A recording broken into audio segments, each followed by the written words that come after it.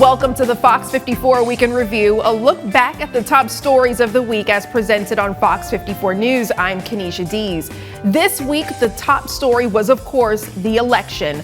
Donald Trump will retake the oath of office next January after a sweep of several key battleground states. Here at Fox 54, we gave you a unique chance to stay updated with the election here on our streaming app, FOX54 Plus. We gave you 3.5 hours of updated results on local and national races, plus interviews and analysis with local election leaders and political science experts. Here's a brief look back at that coverage.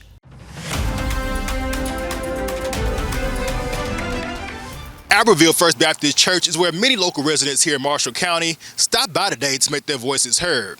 I got a chance to talk to one local resident who says he has been voting for decades, but calls this election cycle the most important yet. We're here to vote at the First Baptist Church in Albertville and get ready for the next 4 years. Mr. Robert Graham is a Boaz resident who is not letting his age stop him from making his voice heard. Well, I'm almost 90. This is the most important one of my life. For many who cast a ballot today, the issues are what drove them to the polls. And it was no different for Mr. Graham. Economy, number one. Energy, number two. And the border, they got to close up the border. That's number three. With anyone exercising their voice, the hope is that things turn out for the better. And no matter the age, it's important to keep that hope. I want to see things get back on track where people can afford to eat, where they got a place to stay. And we're just for people, and it's gone down. Let's bring it back up. Mr. Graham also shares all ages should want to continue to participate in elections, no matter how big or small. From Priceville to Albertville, they stood in long lines, some even in the rain. You see those umbrellas to make sure their voice was heard. First-time voters, long-time voters, and future voters made the trek to their local polling place today. But some voters told us they don't feel like either candidate seeking the Oval Office really cares about them. They need to stop cutting each other down and tell us what they're going to do for us. It's all about us, what they're going to do for us, not what they're going to cut each other down over. And, you get tired of hearing that all the time. I want to know what they're going to do for our country. We're a great country. Doesn't seem like it's that hard of a thing to do to count all the votes and get it, figured out in a reasonable length of time. Voters in Madison County showed up to the polls in droves Tuesday, only to find that Republican candidates dominated all but 2 offices on the ballot. So why aren't there more Democrats on the ticket? The answer is complicated, but Madison County Commission candidate Guy Sotomayor said people just aren't stepping up. I've kind of harped on it within the Madison County Democratic Party. Hey, it's lonely around here. I want more people running. People are scared. It is quite a leap of faith to jump into the political spectrum. But it's a perception that's not quite reality. Sotomayor says part of the fear in running for public office is working directly with the public. But he also says based on his experience, many of those worries are simply unfounded. A lot of people have the fear that, I'm going to be threatened, I'm going to have all these things that I'm going to have to deal with. They're not there. However, local volunteer Cindy Branham says it takes a lot for candidates around town to hit the election trail. An effective campaign raises a lot of money. It is a 24-hour-a-day thing for the candidate, for their family, and for the people helping them and the people closest to them. So it takes quite a toll on you, on your family. If you ask all your friends and relatives for all that money and you don't win, that's pretty deflating. Pretty disappointing. Most of the local ballot in this election focused on judicial offices. Branham says winning those requires candidates to be an attorney, which limits the competition. But for statewide offices, Branham says the Democratic Party will fill the ballot with candidates in the 2026 legislative session. Next time, in 2 years, we'll have a totally different ballot. It'll be a lot of statewide positions, the whole legislature, all the executive positions in the state, like governor, lieutenant governor, and on down. Chair of the Madison County Democratic Executive Committee, Sheila McNeil, says she was shocked by the election results. She also said in a statement, quote, "Going forward, we will strive to bolster our party from this devastating loss and recommit ourselves to forging a united accord. Working harder to get more Democrats on the ballot and increasing voter turnout will be our priority. We are turning this disappointment into an opportunity to strengthen and protect our community for the future." End quote. Until then, leaders believe the work of a politician is never finished. They will be working in the meantime to strengthen the party for 2026. I'm here with Sheila McNeil, the local chair of the Democratic Party. Now, Ms. McNeil, what would you say is your assessment of the election and how things are just panning out tonight? Well, we're excited about the election tonight. We think the outcome is going to be an exciting outcome for Democrats. We believe that Vice President Harris and Governor Walz have run a robust campaign. They have turned over every stone when it comes to reaching voters, and we're just excited about charting a new path forward and turning the page so that we can see a brighter future for America. Here at the GOP Watch Party at the Black Patch Distillery in Madison, I'm here with the president of Republican Women of Madison, Sheila Bannister. Sheila, thank you so much for joining us. I want to ask you, how are you feeling ahead of seeing these results tonight?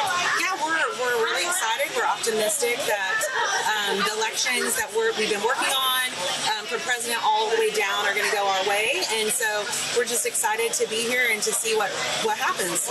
I've seen lots of films of students at colleges wrapped around blocks, lining up to vote, all excited. I think there's been a lot of excitement created by the Harris campaign, and I think it's going to show in the numbers once we see them. But I think these kids are starting to be concerned about what life's going to be after college for them. What kind of rights are they going to have? What kind of world are they going to live in? How's their economy going to be? What are their personal rights? And I think they're beginning to make decisions based on that. They don't want to have fewer rights than their parents had. And the abortion issue is very, very high with students, with college students. Fox 54 Plus is the streaming home to the Week in Review, plus many more original series and live streaming events. Those include our election coverage, space launches, and so much more. If you're watching us from Fox54.com or our YouTube page and don't have the Fox 54 Plus app, it's easy to download on your Roku, Fire TV, and Apple TV devices. Plus, the app and all the content you find on there are free.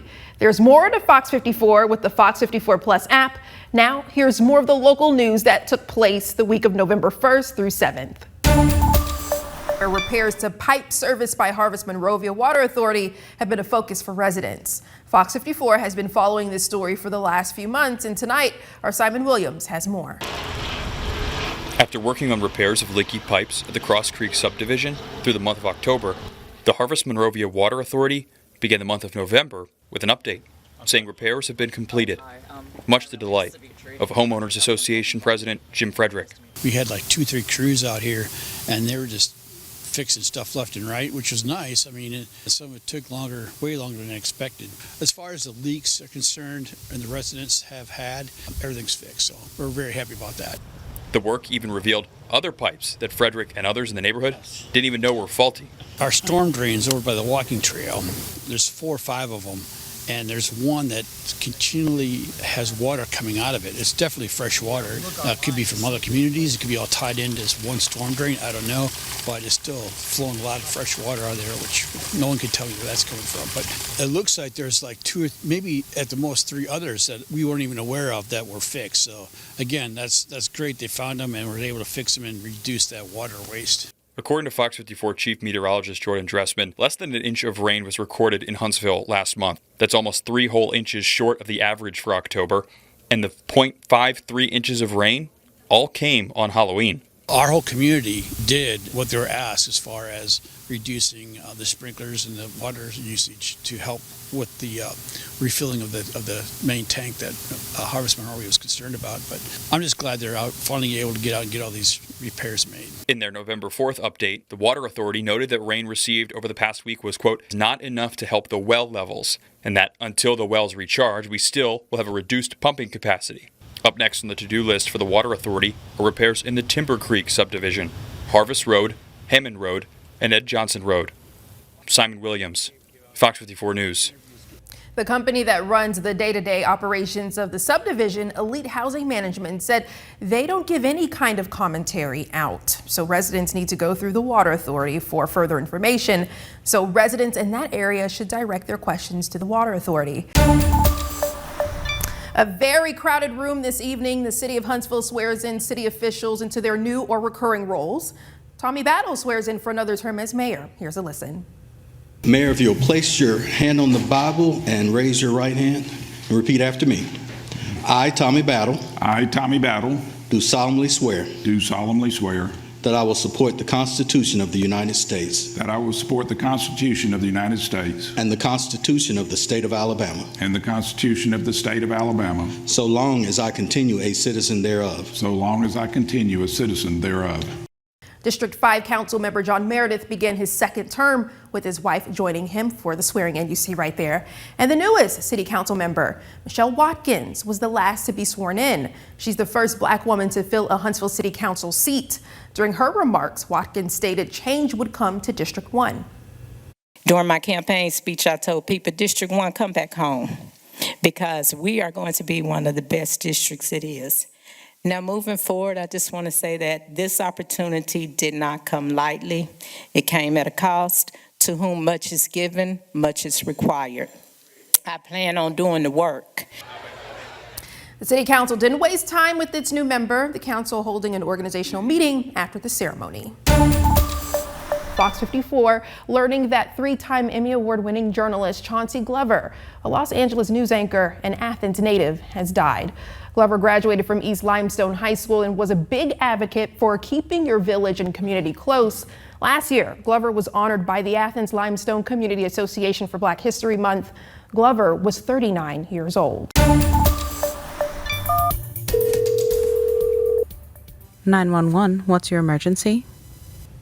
When lives are on the line, it's often a 911 dispatch operator who gets critical help headed your way.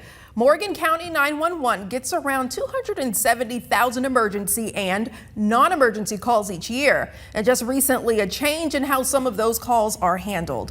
Our Gabe Glassman shows us how new technology is making a difference there. When you dial 911 on your phone, your call most likely goes to a place like this, an operations center. And in certain situations, every detail is crucial. And thanks to some relatively new technology coming to Morgan County 911, every detail can be given to first responders. Technology is here whether we're ready for it or not. The best thing is to be ready for it. And Morgan County 911 is taking advantage of new tech. We now have the ability to send messages to an individual, whether they've called 911 or not, and request video, whether it be live stream, still images or pictures, or previously recorded video. All dispatchers need to do is enter a phone number. A link gets texted to that number, and once permission is granted, dispatchers have full access to the phone's camera. We are looking at the responder safety as being a huge focus, as well as the caller's safety. It can help in all kinds of ways. Having an image or an idea of what maybe a suspect looks like or a scene looks like before they get there can greatly prepare them for how they're going to approach that scene. Director Jeannie Ferris says the agency doesn't want to overuse this new tool and wants to keep response time a priority, instead of live streaming things that may not really need to be live streamed. Officials are also aware some people may have privacy concerns. The Alabama Open Records Act doesn't discuss anything about photos or videos that may wind up on the county's database. With the implementation of video adding to that, there's really not clear legislation on how to handle this. If an agency wants to release information, we will send it to them and they can release it as they choose to do so. Ferris adds anyone can make a public records request for these elements as well. In Morgan County, I'm Gabe Glassman, Fox 54 News.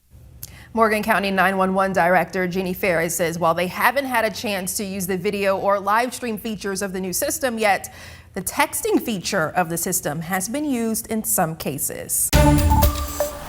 Studies have shown that children who grow up near quarries, by the time they turn 18, they have a smaller lung size than children that are not near the quarry. The other population is elderly. There is a decreased life expectancy among the elderly who live near quarries. It's concerns like these that have the Belmina community fighting tooth and nail to keep the rock quarry out of their community. With construction on the horizon and many failed attempts at stopping the development, the community gathered tonight to discuss their next move. Our Ken McCoy talked to some of those community members tonight. The area is just a small neighborly community, lots of love in the community. People are very helpful. We look out for one another. We've always acted as a community. We certainly have come together as a community on this issue because we understand this is our life. Now, if this quarry be built and it start messing with people's homes, shifting and stuff, what are the elderly people going to do? Last week, we filed a lawsuit on behalf of my family's company and the whole community. There is a hearing on the preliminary injunction and permanent injunction, but most likely the judge would hear the preliminary first. And so as soon as we did that, they decided to break ground and start so-called building the quarry. You can just hear it, and it just take away your thinking. You know, that's when you time to just be out there meditate. You know, every now and then, and then just look up in the air and all this smog. And I can see it right in. You know, I stay on Schoolhouse Road up here, and it's just awesome. It's very important to keep the fight. It's good to fight until the last drop, and we're going to fight until we can't fight, until EPA or ADM or somebody else tells us that you're out of the ball game. So we're going to keep fighting. We're going to hit that home run, though, okay? Certainly some concerned residents who say they're going to keep fighting. The injunction hearing is scheduled for November 21st at 9 a.m. It'll be at the Limestone County Courthouse. There's been online chatter recently about the Church of Jesus Christ of Latter-day Saints building a temple in Madison County. We now know that the church has purchased land in Madison, but as Fox 54's Caleb Aguayo tells us, the exact location and timetable are still up in the air. The Church of Jesus Christ of Latter-day Saints already has more than 8 congregations in North Alabama, and plans are underway to build a new temple, the second in Alabama. A land purchase for a meeting house in Madison at the corner of Powell Road and Seegers Road will be the first structure. According to documents from the city, the site will cover 6.23 acres. The exact location for the temple is yet to be determined. One possible location is at Browns Ferry and Gillespie Road, but when we asked Madison County District 1 Commissioner Steve Haraway about this, he said he didn't know, but he would look into it for us. The building of a Church of Jesus Christ of Latter-day Saints temple is not a fast project. According to John Fellows, a spokesperson for the church, quote, "The temple building is all managed by the house of the presiding bishop, but it's all out of Salt Lake," end quote. Fellows say the site for the temple will be announced at a later date. Now, Fox 54 Top Teacher, sponsored by Calhoun Community College. Today, we're taking you to the Shoals. It'll be a first for us at this school. It's the first time a top teacher has been recognized from Highland Park Elementary School. Those who know this teacher on campus say she has a kind heart and loves her kids. Here's this week's top teacher, Megan Smith. What came first? Meat. 2 shoes go clomp, clomp. Mrs. Megan Smith from Highland Park Elementary School. Smith has been teaching at this school for 6 years, 18 overall in education, spending most of it teaching first graders. Smith says her love for teaching runs deep, back to when she was a student. I've known since I was a little girl that I wanted to be a teacher because I had such fabulous teachers myself, and I just knew this was my calling. And the much younger students, well, Smith knows it requires learning to be more catchy and creative. At this age, engagement is important because they need to be moving, they need to be manipulating. The lesson on this day is all about storytelling. We have been working on sequencing stories, telling stories from beginning, middle, and end. I feel like if I can instill that at such a young age, then I can help them to become successful adults. I asked her peers about what can sometimes be a thankless job, but her principal says it's bigger than receiving praise. She doesn't do what she does for those thanks. It's not for that external gratification. I think the internal gratification that she gets from changing lives and incorporating those kids' lives for the better. Smith says progress is what motivates her every day. Seeing their growth from the beginning of the year to the end of the year, and just remembering my why I'm here, why do I need to do this, why do I want to do this. Congratulations, Mrs. Smith. We have a digital exclusive, including the moment she was surprised as top teacher, plus full interviews on FOX54 Plus. Also nominated deserving teacher on FOX54.com. And school may be out for the weekend, but class was in session at the Orion Amphitheater earlier today. Kids from across the region got some hands-on lessons at STEAMfest 2024, which featured dozens of exhibitors showing how science and math can be fun. There were experiments to try, goodies to buy, and lots of answers to the questions young visitors had about careers in the health sciences, tech arena, and elsewhere. Participating companies and agencies, including NASA, the National Weather Services, and UAH, and the U.S. Space and Rocket Center. The event was free to attend, and it's the largest science festival in the state of Alabama. High school football teams in the Tennessee Valley in the fight to the finish line, each of them hoping to make the postseason and ultimately become state champs. We meet a team with an astounding record, reaching the playoffs 45 out of the last 47 seasons, and they're on the road to their 48th appearance. It's the Colbert County Indians, but their story is more than what meets the eye. This small town of Leeton birthed some big names. As you can see, they had Ozzie Newsome. In Alabama football, Ozzie went on and played. He was a first-round draft pick with the Cleveland Browns. The Browns moved to Baltimore. He became the general manager for the Baltimore Ravens. A number of them from Colbert County High School. Phil Gargis played at Auburn. He was a quarterback at Auburn. He was drafted by the New York Jets as a running back. And when interim principal Lee Kraft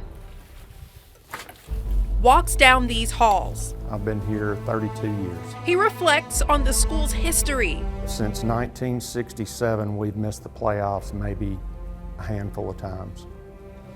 Since 1978, we've missed the playoffs twice, in 1980 and in 2011.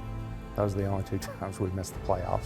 Making it to the playoffs is not a possibility at Colbert County High School, but an expectation. It's not a thing of are you, it's you better. Kraft knows all too well. He was a player turned coach, now athletic director. I got the state championships here when I started coaching. I started coaching in '93. Kraft earned another state championship the following year in '94. Then 2 years later in '96.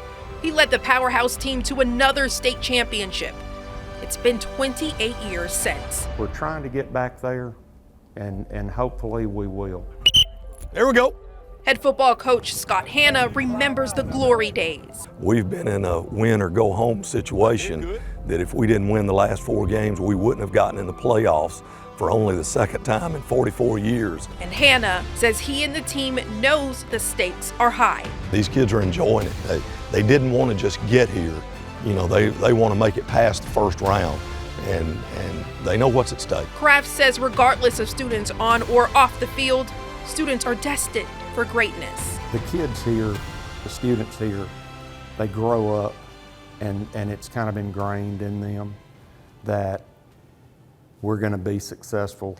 Amazing story. The team's upcoming game is against the Winfield Pirates, an away game next Friday. Wishing them all the best. We have a digital exclusive on the team. Watch it on demand on FOX54 Plus.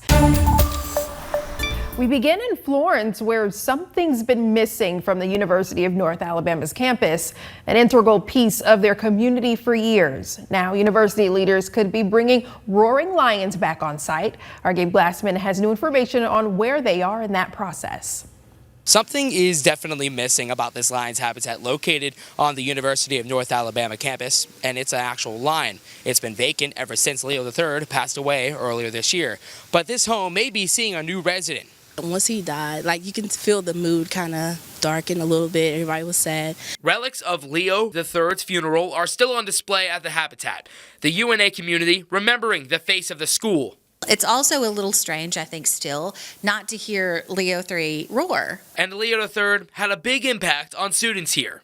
I saw him actually on my first tour here, and of course through campus I saw his little habitat over there. This habitat was home to another lion, Una, who died in 2020, both taken care of by Dr. Dan Howard and Ann Howard. The couple have both passed away in the last 4 years. All 4 of them, human and cat, came to campus in 2002. They were all a very special part of the university community for a long time. Shortly after Leo III's passing, University President Dr. Ken Kitts put together a team that's working to determine if bringing live lions back to campus would be a good move. Does the tradition shift or does it not? What's the monetary investment? What's the human investment? How do we do this? Do we do this? Officials say a new set of lions would cost in a range of $5 to $7 million. That wouldn't come from student tuition, meaning the funds would have to be found through other sources. But what would it take besides money? A commitment to care for whatever live lion we bring to campus, if that is the route that's taken. Student Kanaya Williams says she would love to see the more than 50-year tradition continue and hear roaring lions on campus again. It will liven up the mood that we actually have our mascot back, which would be great. A survey from the special committee was sent out to the community for feedback, but officials say that survey is now closed. The results haven't been announced just yet. In Florence, I'm Gabe Glassman, Fox 54 News. And we will be waiting for those results. University officials say there will be a memorial service for Leo III, UNA, and their handlers on November 18th, which would have also been the 2 lions' birthdays. And if you're looking for work, you'll want to hear this. The city of Huntsville announced today nearly 20 job openings. The city needs new bus drivers. The Orbit bus system is seeing yearly growth, and soon 17 positions will open up, with 10 part-time and the rest full-time. Some of the benefits include paid CDL training, state retirement, and medical insurance. We spoke to one bus operator and asked what he loved most about the job. I've been here 2 years. 2 years as a transit operator. I love the job. It's really fulfilling to transport the passengers and help people get out of inclement weather and get home and just help elderly people. It makes you feel good at the end of the day. If you're interested to learn more about these job openings, visit our website at fox54.com. In North Carolina, recovery from Hurricane Helene continues. Folks in North Alabama were quick to offer support. Over a dozen fundraisers, food and clothing drives and more happened right here in the Tennessee Valley in the immediate aftermath of the hurricane. But the support hasn't quieted down. In fact, one local event amped up the support tonight.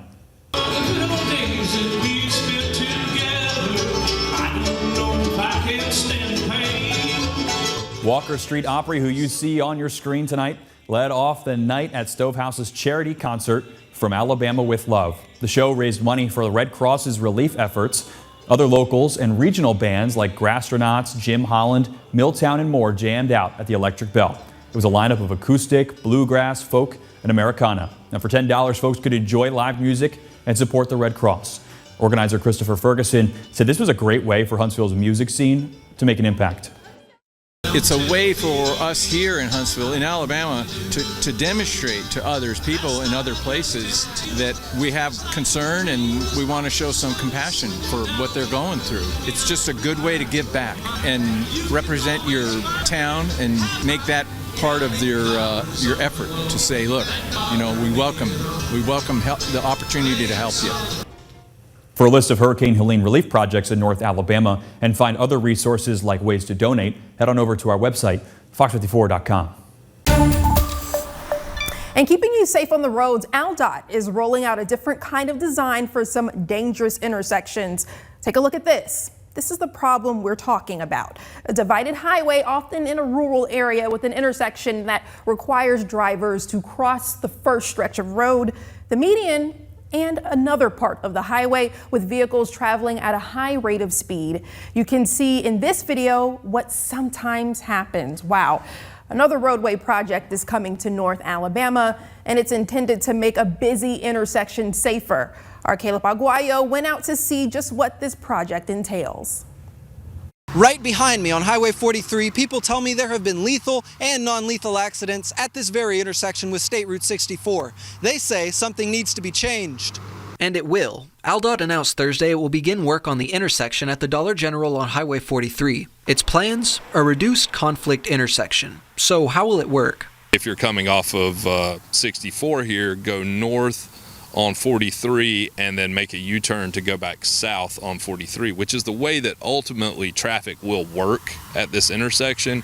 Rather than a traffic light where drivers can turn left, they will instead turn right and head up the road to a nearby U-turn. While it may seem counterintuitive, Lieutenant Andy Corbett with the Lauderdale County Sheriff's Department said it's really safer than a regular traffic light.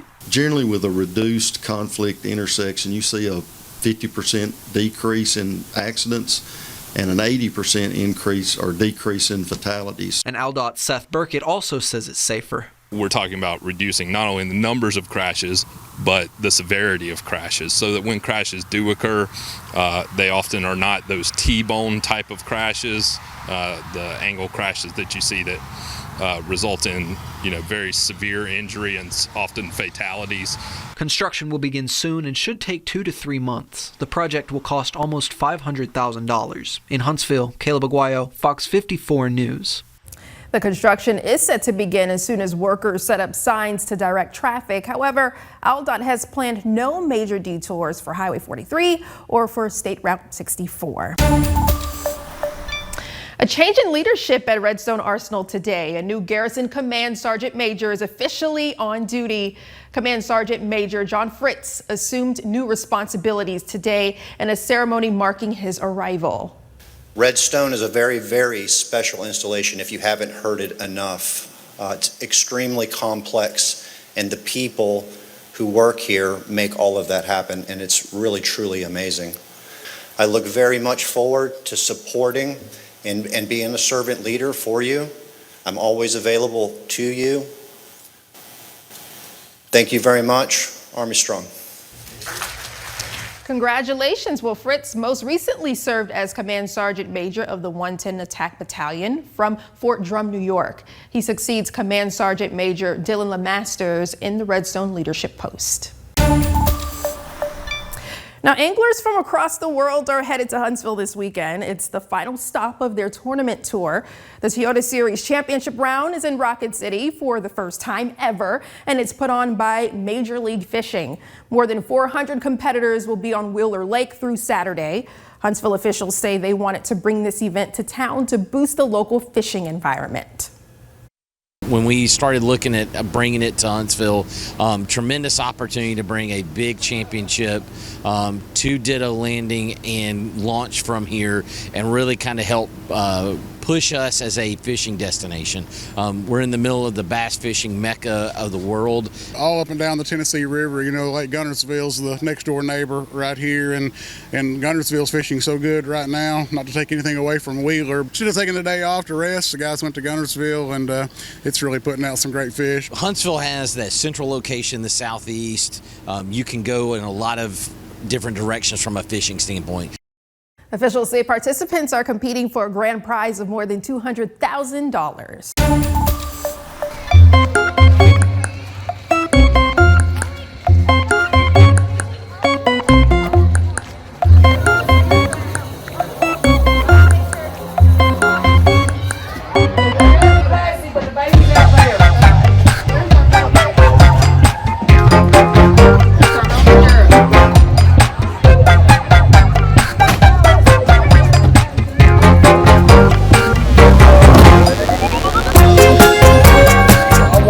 Enjoy seeing little kids have fun.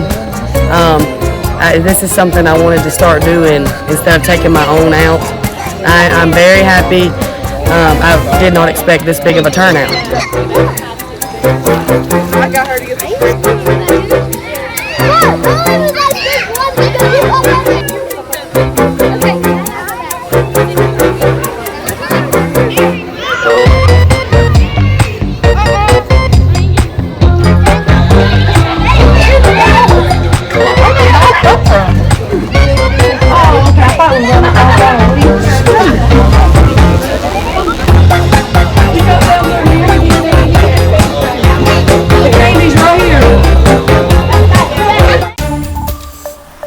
The Halloween season is officially over, and what better way to celebrate than to destroy some pumpkins? Tate Farms held their annual Destruction Day, and it was quite the experience.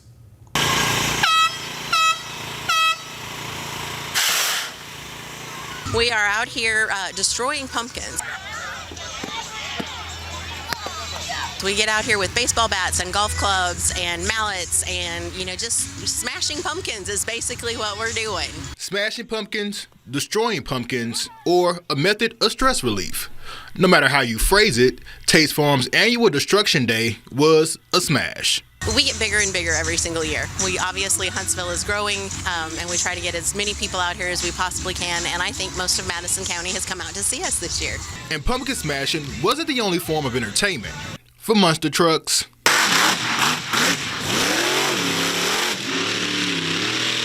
a lumberjack show, and an apple cannon. The 29th year looks to be a great preview to what's ahead for the big 30th celebration. First off, to be able to be in the community and continue to grow every single year is it's a humbling, wonderful experience for us. But 30 years, it's a big number, and we're getting pretty excited to see what all we're going to bring in next year. While pumpkin destruction was the theme of the day, the leftovers will be put to good use. Today, once we've finished smashing all the pumpkins that we can possibly smash, we actually will donate our pumpkins to some farms to feed to their animals, and we also have cattle. The Tates, we have cattle that we'll feed as well. I know it may be only the first day of November, but some people are already ditching the tricks and the treats and putting up holiday lights. The VBC is hosting the Under the Christmas Tree event. This 3-day event raises funds for Randolph School's tailored tuition program.